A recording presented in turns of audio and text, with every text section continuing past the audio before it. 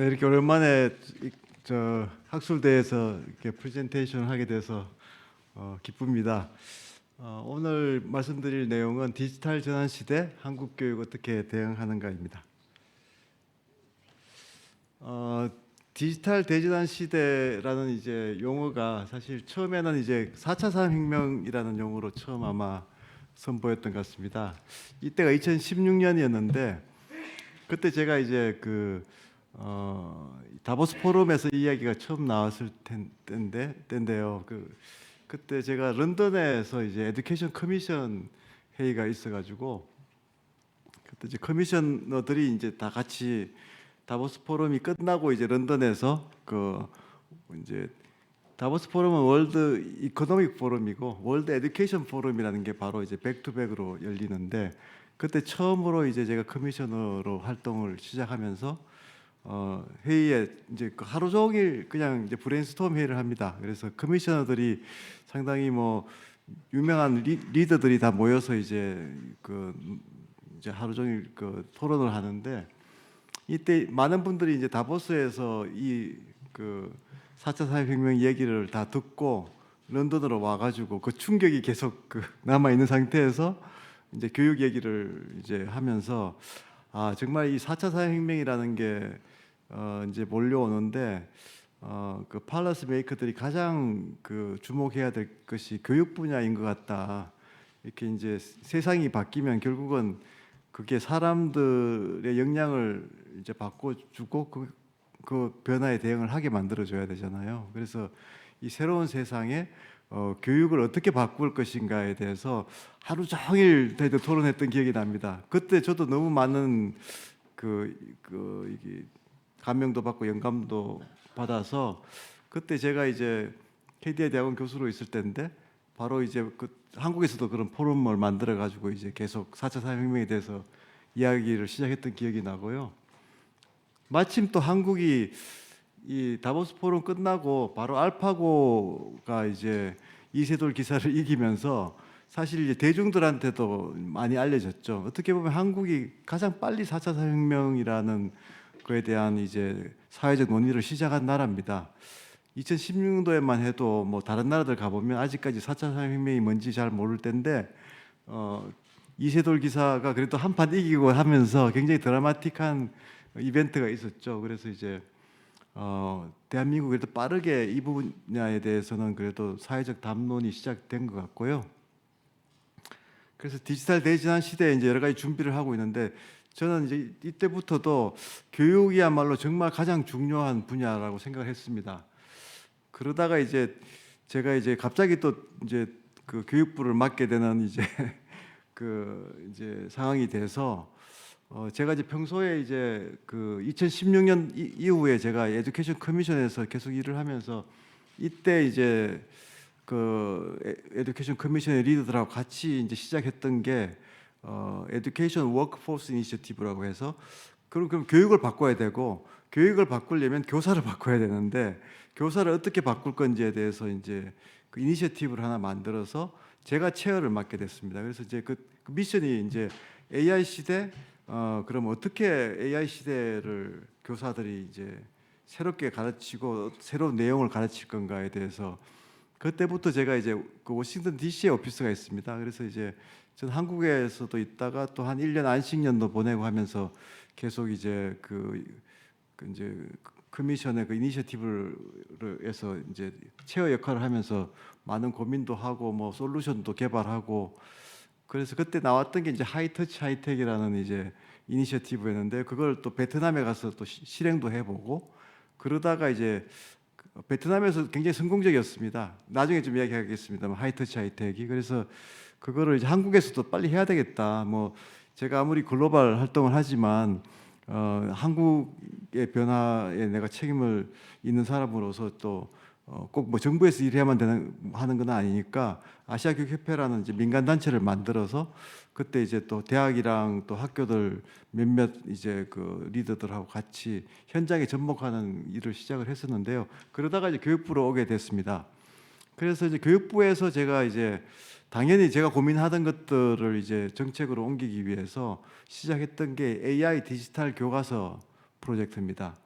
AI 디지털 교과서라는 게 나중에 설명드리겠지만 완전 게임 체인저거든요. 그래서 그 AI 디지털 교과서 정책을 만들어서 발표를 해야 되는데 굉장히 부담이 큰 거예요. 이게 정말 새로운 시도인데 뭐 노조도 있고 뭐 또 야당도 있고 뭐 상당히 이제 반대들을 많이 하실 것 같아서 걱정을 하고 있었는데 그때 딱 챗GPT가 또 터진 겁니다. 그래서 챗GPT가 막 교육을 다 바꾼다고 이렇게 되니까 의외로 AI 그 디지털 교과서에 대한 수용도가 굉장히 높았습니다. 그래서 큰 무리 없이 AI 디지털 교과서 프로젝트가 지금 한 1년째 진행되고 있거든요. 그래서 그런 것들을 좀 설명드리도록 하겠습니다.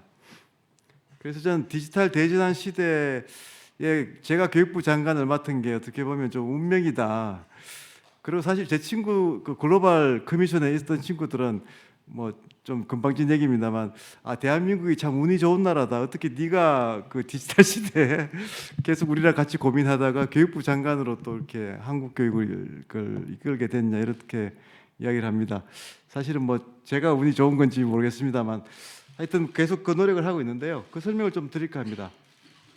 또 하나 좀 제가 슬라이드를 보여주고 싶은 건 드리고 싶은 건 이제 행정학회니까 학자들이 관심이 많은 이제 노벨상 그 이제 올해 경제학상을 받으신 이제 클라우디아 골딘인데요.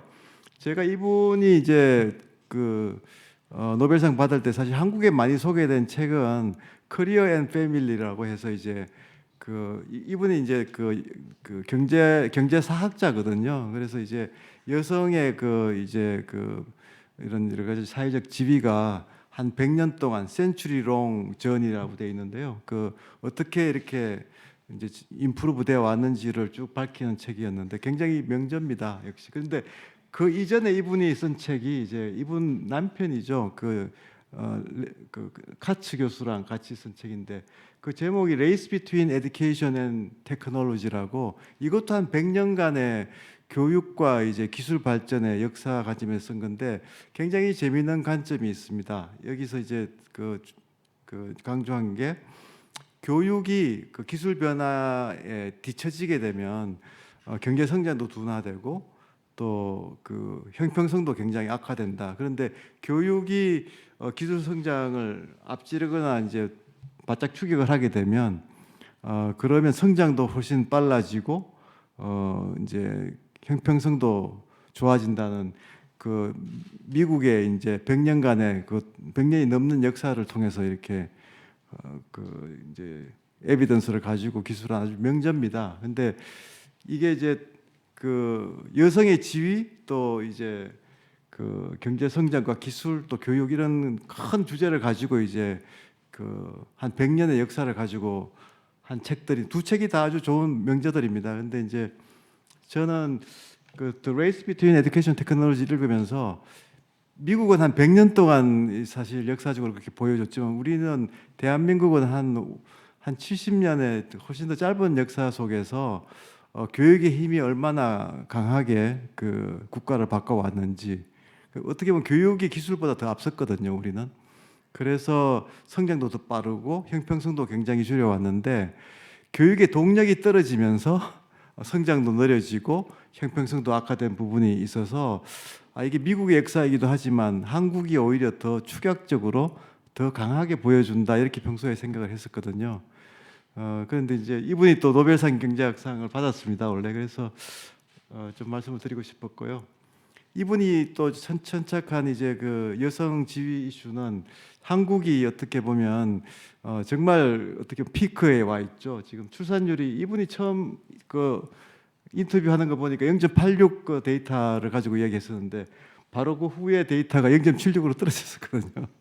그래서 아마 0.76 떨어졌으면 그걸 아셨으면 아마 더 충격을 받으셨을 것 같은데 하여튼 뭐 이런 그 경제 사학자들이 쭉 이야기하는 그런 그 인사이트가 한국에도 굉장히 잘 적용이 된다. 그래서 저는 아까 이제 클라우스 시왑이나 뭐 또 이 클라우디아 골딘 같은 저명한 또 학자들의 이야기가 대한민국에 시사하는 바가 굉장히 크다고 생각을 합니다. 사실 출생률로 따지면 뭐 100만 명이 70년에 태어나다가 지금은 25만 명 이하로 떨어졌고요. 지금 이제 교육부 입장에서 보면 초등학생 수가 지금 반토막이 났습니다. 566만에서 266만입니다. 사실 인구 구조 변화와 함께 동시에 지금 굉장히 심각하게 진행되는 것이 지역 소멸의 위기입니다. 118개가 위기 지역이니까 시군구의 뭐 50%가 지역 소멸의 당장 위기 의식을 가지고 있는 지역들입니다. 뭐 시장님들, 뭐 군수님들, 도지사님들 만나면 정말 뭐 심각하다고 다들 이야기를 하십니다. 지금 이런 사회적 난제들이 사실 아까 말씀드린 이제 교육의 동력이 떨어지면서 그 지금 인구 감소 또 지역 소멸이 유발된 그런 부분이 크다고 생각합니다. 교육의 동력이 뭐 기술 변화에 떨어지는 것과 동시에 더 사실은 동력이 떨어지면서 좀 추락하고 있는 거 아닌가. 제가 지금 장관을 맡으면서 느낀 거는 제가 사실 그 두 번째 장관 하니까 좀 더 쉽게 하겠지 이렇게 맡았다가 정말 맞자마자 일이 너무 그냥 몰리고 또 큰 위기들이 여러 번 반복되면서 굉장히 힘들었습니다. 사실 그 교사 그 교권 추락도 제가 생각했던 것보다 훨씬 더 심각했고요. 폭력도 제가 2013년에 마칠 때만 해도 17,000건이었는데 지금 62,000건입니다. 교실 현장이 정말 이렇게까지 그 무너졌나 하는 생각이 들 정도입니다. 사교육비도 사실 제가 좀 자랑할 만한 것이 제가 장관 시절에 사교육비를 줄였습니다. 뭐 사교육비를 줄인 뭐 유일한 장관이었습니다. 그래서 제가 이거는 제가 자랑할 만하다고 생각하는데요. 지금 실제로 지금 사교육비가 그 당시에 20만 월 평균 20만 원으로 이하로 줄이는 게 목표였는데 실제로 가능하다고 봤습니다. 추세가 이제 줄이는 추세로 접어들었기 때문에. 그런데 이게 20만 이하로 줄어들기는커녕 지금 이제 40만 원까지 올라갔기 때문에 더군다나 지금 이제 통계에 잡히지 않는 재수생 사교육비 또 영유아 시기는 아예 사교육을 그때는 안 했기 때문에 별로 이제 통계도 잡지 않았는데 지금은 뭐 영유아 사교육비가 오히려 지금 뭐 더 많은 거 아닌가 할 정도로 그래서 제가 지금 들어와서 영유아 사교육비와 재수생 사교육도 이 사교육 데이터에 포함시키는 작업을 지금 하고 있습니다. 그래서 지금 이제 너무 서론이 길었는데요. 그 이번에 이제 윤석열 정부에서 내놓은 큰 방향이 이제 세 가지입니다. 국가 책임 교육 돌봄, 교육 회복과 대전환, 대학 개혁인데 하나씩 말씀드리겠습니다. 교육 회복과 대전환부터 먼저 제가 아까 하이터치 하이텍 궁금하실 분들도 계셔서 제가 이제 2010년부터 글로벌 활동을 하면서 사실 이게 제가 그 상표권이라도 갖고 있어야 되는 거 아닌가 싶은데 왜냐하면 그 하이텍 하이터치라는 말 그 유명한 미래학자가 쓴 책이 있는데 저희가 이제 하이터치 하이텍으로 바꿨는데요. 수업이 바뀌고 교육이 바뀌는 것은 크게 보면 두 가지 요인이라고 생각합니다. 하나는 교사, 하나는 에듀텍인데 기술은 아까 제가 AI 디지털 교과서의 그 정말 게임 체인저적인 기술 변화가 있고요. 그렇지만 그 AI 디지털 교과서를 잘 활용하려면 교사들이 필요하고 또 교사들이 단순히 지식 전달하고 뭐 IT 기술을 활용할 뿐만 아니고 이제 아이들이 그 AI 시대에 필요한 역량이 완전히 바뀌거든요. 소위 말하는 뭐 크리에이티비티, 크리티컬 띵킹, 또 뭐 커뮤니케이션, 콜래보레이션, 뭐 4C라고 하는데요. 이런 새로운 역량들을 갖추게 하려면 이제 수업 방식이 뭐 프로젝트 베이스 러닝이나 뭐 멘토링 같은 것도 많이 필요하고 그래서 우리가 이런 걸 다 통합해서 하이터치라고 했습니다. 그래서 하이터치적인 교육이 굉장히 많이 강화돼야 되는데 이거는 교사의 역할이 바뀌어야 되는데 지금 교사들은 진도 나가기 바쁘기 때문에 이런 이제 하이터치적인 역할 변화를 할 수가 없습니다. 그래서 AI 교과서가 이제 도입이 되면 AI 교과서는 완전히 퍼스널라이즈 러닝을 도와줄 수가 있거든요. 그러니까 수학 교실이다 그러면 이제 2025년의 수학 교실은 모든 학생이 그 디지털 디바이스를 열어서 클라우드, K 클라우드에 접속이 됩니다. 이게 우리나라니까 가능합니다. 모든 학교의 교실에서 클라우드로 접속할 수 있는 나라는 세계적으로 한 3나라 정도밖에 안 됩니다. 거기다가 이제 그 AI 이제 교과서가 도입이 되기 때문에 대한민국이 그야말로 이제 새로운 교실의 그 변화의 폴스트 무버로서 이제 시작이 되는 거고요. 지금 뭐 월드뱅크나 OECD나 뭐 각 그 세계 기구들이 2025년에 대한민국 교실 여기에 지금부터 관심이 많고, 지금 이제 ADB 같은 데는 아예 임팩트 이밸류에이션 팀을 지금 꾸려가지고 그거 우리 지금 그 영향평가 좀 같이 하자 해서 지금 이제 이야기를 시작하고 있습니다. 아마 행정학자분들한테도 굉장히 중요한 국가적인 실험이고 모든 세계가 관심을 가지고 있습니다. 이런 교실 변화가 어떻게 이제 될지 대한민국만이 할 수 있는 또 변화라고 생각을 합니다.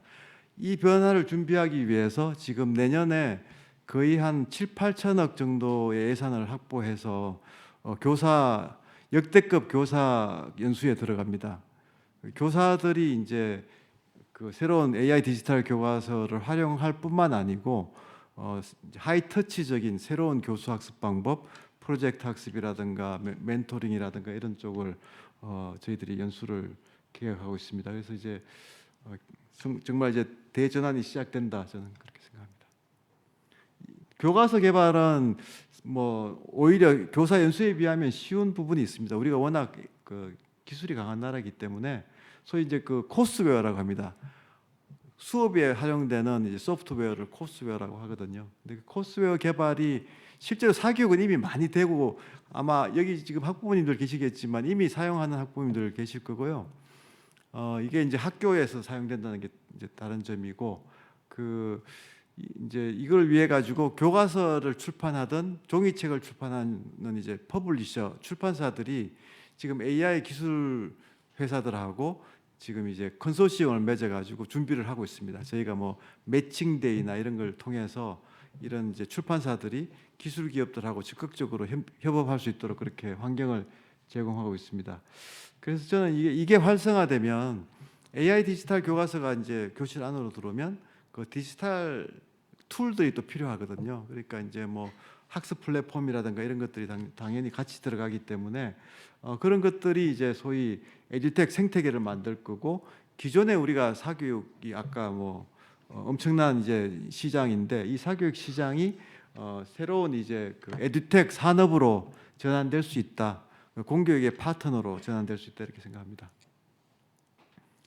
지금 여러분이 관심 많은 이제 그 대학도 이제 변화가 시작됐습니다. 그래서 이제 대학은 사실은 지역 단위에서의 그 이제 혁신의 허브 역할을 해줘야 되는데, 그 동안은 모든 지역 대학들도 다 교육부만 쳐다보고 있었거든요. 그래서 이제 교육부를 더 이상 쳐다보지 말고 지역의 파트너들하고 협력을 하는 쪽으로 가야 되기 때문에 지자체장들에게 재정 지원, 대학 재정 지원의 권한을 절반을 떼서 넘겼습니다. 2조 이상의 이제 고등교육 지원 예산이 그 지역 그 지자체 정부로 넘어가게 됩니다. 물론 우려도 있습니다. 그래서 그 부분에 대해서 이제 진행이 되고 있고요. 또 그거를 단순히 이제 그 생태계만 구축해 드릴 뿐만 아니고 선도 모델을 이제 만들어내야 되기 때문에 글로컬 대학이라고 해서 저희가 지금 원래 10개 대학을 선정을 해서 각각 천억씩 지원하는 대규모 프로젝트를 지금 시작했습니다.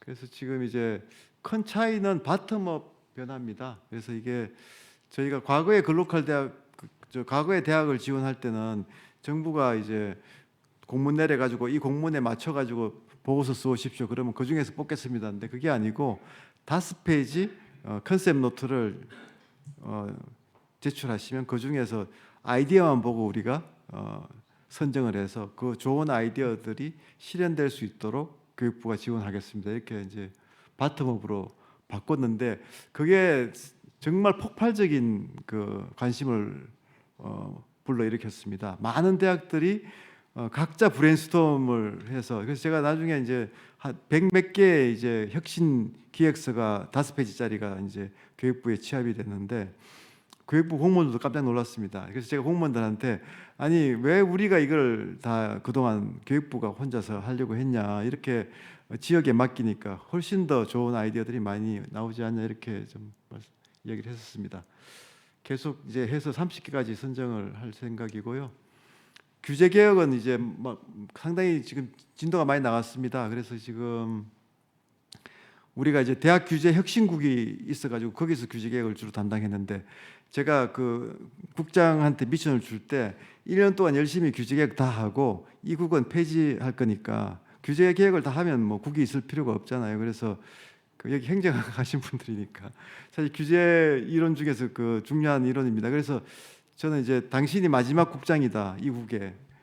그래서 당신의 임무는 이 국을 일몰시키는 거다, 이렇게 했습니다. 그게 상당히 상충되는 임무였을 것 같은데 훌륭하게 해내셔서 드디어 일몰이 됐고요. 이제 교육부에는 더 이상 교육 규제 국은 없습니다. 대신에 과가가 남아 있습니다. 지금 이제 법안을 통과시켜야 되기 때문에 저희가 법안 통과 없이는 여전히 규제를 할 수밖에 없는 부분이 있는데, 저희 고등교육법 지금 전면 개정안을 이제 토론에 붙일 겁니다. 아마 환경학회에서도 관심이 있을 텐데요. 제가 반드시 없애라는 게 항목이 하나 있습니다. 그게 뭔가 하면 그 교육부 장관은 대학을 관리 감독인데 총괄 지휘한다, 뭐 이런 게 있습니다. 그래서 아니 교육부 장관이 왜 대학을 지휘하냐, 이게. 그래서 그럼 완전히 이제 달라지는 거죠. 그래서 아마 이제 고등교육법 개정안, 전면 개정안을 보시면 거의 선진국 수준으로 아마 됐다, 이렇게 생각하실 것 같습니다. 또 중요한 게 이제 그 대학 내외의 벽, 규제의 벽은 우리가 정부가 쌓아놓은 벽이지만 대학에 스스로 쌓인 벽이 있습니다. 그게 이제 전공 분야 간의 벽인데요. 제가 이제 MIT 그 아낭 아괄 그 교수랑 그 대담을 하면서, MIT가 옛날부터 이제 아이들이 학교에 이제 대학 입학하면 자기가 원하는 전공을 택하거든요.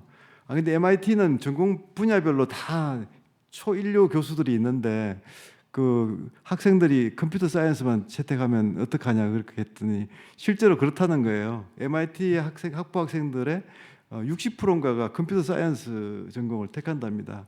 뭐 기계과나 뭐 다른 엄청나게 유명한 학자들이 있지만 걔네들은 취업이 일단 우선이니까 이제 컴퓨터 사이언스를 하는 건데, 그래서 컴퓨터 사이언스 수업은 교실이 미어져 가지고 별도 교실에서 스크린 보고 공부도 하고 뭐 그렇게 하는데, 그럼에도 불구하고 아이들의 선택을 다 존중해 준다는 거죠. 그래서 물론 뭐 공대이기 때문에 그 모든 학생에게 선택권을 존중할 수 있는 부분이 있겠지만 대한민국의 대학들도 이제는 그렇게 가야 될 때가 됐다. 그래서 제가 처음에 30% 이야기했다가 너무 갑자기 30%는 너무 많으니까 좀 조정하자고 해서 지금 좀 조정안이 지금 오늘 교육부 내에서도 좀 회의를 했었고요. 아마 이거는 공문으로 이제 알려드릴 텐데, 그래서 벽 허물기를 하는 게 뭐 강제는 아니고 하는 대학들한테 저희가 혁신 지원금이 이제 그 포뮬라로 나가는, 아주 심플 포뮬라로 나가는 그 있게 하나 그 부분이 있고,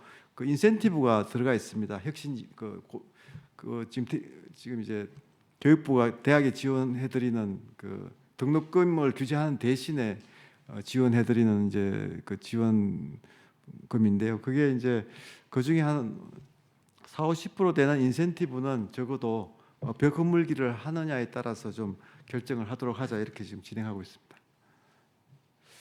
스타디 코리아 300K도 관심이 있을 텐데 30만의 유학생 유치가 목표입니다. 그래서 이제 지금 3.7%인데요. 학생의 7.6%까지니까 한 2배 올리는 거고, OECD 평균이 6.6%입니다. 그래서 뭐 너무 많이 올리는 건 아니고요. OECD 평균 조금 이상으로 올리는 거고, 지금의 뭐 대한민국의 그 인기도를 생각하면 젊은이들 사이에서 충분히 가능하고, 그동안은 좀 대학이 각계약진한 부분이 있는데 이거야말로 좀 국가가 좀 역할을 해야 된다. 그래서 주요 개도국이나 이런 그 유학생 보내는 국가에 교육부, 지금 이제 교육부 공무원들의 중에서 고위 공무원들의 한 절반 정도, 지금 27명이 사실 그 날라갔습니다. 자리가 아시겠지만 국립대학 사무국장이 이제 그동안 27개 자리였는데 18명이 이제 2급이죠. 고위 공무원단, 고공단 국장급이고 9명이 이제 그 고참 과장인 3급입니다.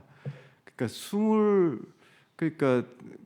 그 27개 그 고위직 자리를 그 단칼에 날려버린 정말 역대급 사건이 일어났었는데요. 저는 뭐 대통령이 굉장히 잘 결단하셨다고 생각합니다. 그렇게 안 하면 교육부의 비효율적인 행정 그 관행이 없어지기 쉽지 않았는데요. 그게 이제 다 정리를 하고 대신에 저희가 오히려 이제 그 유학 유치 지원관이나 이런 쪽의 자리들을 좀 만들려고 합니다. 그렇게 해서 그 대학들이 일일이 뭐 그 사실 유학생 유치가 어떻게 보면 그 국가 간에 좀 교섭이 필요한 부분도 있고 영국 같은 나라들은 ODA 정책이 많이 연계돼 있거든요. 저희도 이제 ODA를 지금 40% 이상 지금 올 예산에 그 정액을 했는데요. 대통령께서도 많이 말씀하시지만 ODA를 우리가 줄 때 정말 그 역량을 키워주는 쪽으로 줘야지 그냥 뭐 인프라 구축해주고 그걸 끝나면 안 되거든요. 그래서 교육 ODA가 아마 많이 늘어날 건데 그런 교육 ODA 사업할 때 자연스럽게 유학생 유치도 가능할 거고 해서 저희가 뭐 2027년까지 지금 30만 원 충분히 달성 가능하다 이렇게 지금 그 예측하고 있습니다.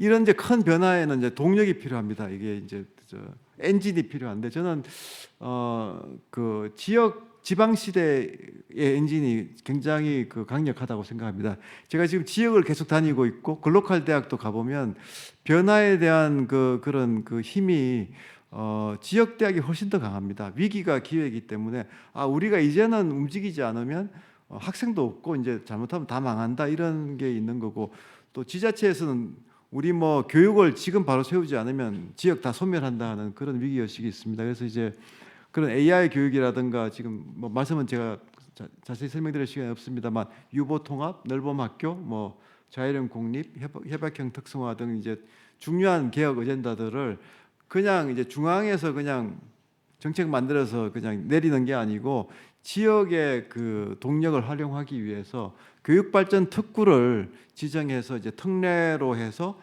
특별히 지원을 해드리려고 합니다. 상당히 지금 열기가 뜨겁습니다. 글로컬 대학의 선정 열기만큼 지자체 지금 제가 계속 다니면서 설명회도 하고 있는데 관심들 굉장히 많습니다. 우리 지역이 먼저 빨리 이걸 좀 하자 이렇게 지금 다들 뭐 지자체장들 그러니까 그동안은 사실은 교육청이 있었기 때문에 시장 도지사님들이 교육에 관심 없으셨거든요. 근데 최근에는 이제 글로컬 대학, 라이즈 대학이 되면서 고등교육에 관심을 가지기 시작했고 또 교육발전 특구는 지자체장하고 교육감이 같이 협약해서 들어오는 체제입니다.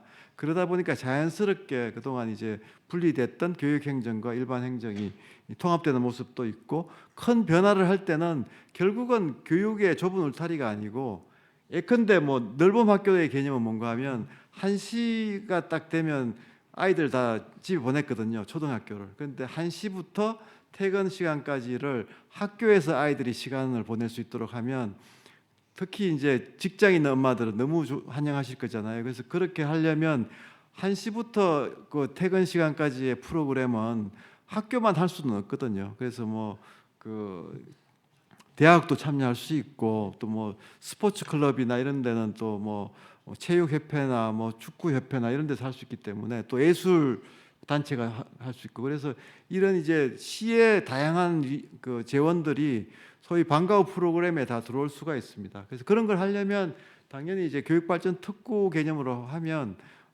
정말 이제 모든 학부모들이 다 혜택을 누릴 수 있는 넓은 학교는 어떻게 보면 교육청만 해가지고는 안 되고 시와 교육청이 협력해서 해야 되거든요. 시에 있는 뭐 도서관의 한 층을 비워가지고 아이들이 거기서 오후 시간을 보낼 수 있도록 하면 얼마나 좋겠습니까? 그걸 이미 하는 데가 지금 생기고 있거든요. 그래서 이제는 이런 그 교육 문제를 온 마을이 나서서 해결하자는 쪽으로 교육발전 특구가 지금 잘 진행되고 있습니다. 마지막으로 이제 현장 소통인데요. 제가 이제 그 처음 장관할 때는 제가 그때가 49에 장관했으니까 지금 이제 그 한동훈 장관 나이 때 제가 장관해서 지금은 이제 나이가 들어서 두 번째 해서 그 소통의 그 중요성을 정말 절실히 느끼고 있습니다. 그냥 뭐 나를 따르라 했을 때는 건 아니고 정말 밑에서 이렇게 올라오는 그런 이제 힘을 잘 이렇게 격려하고 그 교육 정책의 가장 중요한 점은 제가 이제 장관할 때 사실은 이걸 좀 첫 번째 장관할 때 이걸 좀 더 절실하게 느꼈으면 좀 더 잘하지 않았을까 싶은데요. 그 교육 정책의 가장 중요한 어려운 점은 교육 정책의 딜리버리를 50만 교사들이 하는 거거든요. 죄송합니다만 금융 정책은 그냥 장관이 그냥 이자율 바꾸면 되는데 아니면 하는 정책은 교육 정책은 50만 명을 다 설득을 하고 어떻게 보면 50만 명의 설득이 아니고 50만 명이 자기가 그 개혁의 주인 의식을 가지고 내가 이 그 개혁의 주인이다 하는 그런 체제가 되지 않으면 변화가 참 쉽지 않다고 생각합니다. 그래서 이런 정말 교육의 대전환을 앞두고 우리가 정말 교사들한테 좀 힘을 실어줘야 되겠다 하는 생각을 하고 있습니다. 제가 매주 만났는데 지금 10번째입니다. 오늘도 지금 이거 끝나고 이제 만났는데 교육부에서 이제 기자도 그러시고 아니 그 매주 만난다는 약속이 언제 깨질지 계속 지켜보고 있습니다. 그래서 저는 이 시간이 너무 기다려집니다. 사실은 솔직히 참 그 시작하길 잘했다고 생각하고 그 소통을 통해서 정책을 풀어나가는 것이 굉장히 빠르게 정책을 집행하는 방법이고 굉장히 효과적인 방법이라는 걸 제가 몸으로 체득하고 있습니다. 그래서 여기 행정장님들 많이 계시니까 사실 그런 부분에서 좀 관심 가지고 지켜봐 주셨으면 좋겠습니다. 저희가 그래서 그 교사들을 만나는 건 뭐 7명씩 만나거나 10명씩 만나는데 그게 이제 매주 만나도 아무리 많이 만나도 많이 못 만나니까 디지털 플랫폼을 개통을 해서 50만이 적극적으로 정책도 제안하고 또 정보도 할 수 있는 플랫폼을 개통을 했습니다. 그래서 이제 이 플랫폼을 통해서도 소통을 하려고 합니다. 네, 감사합니다. 경청해 주셔서 감사합니다.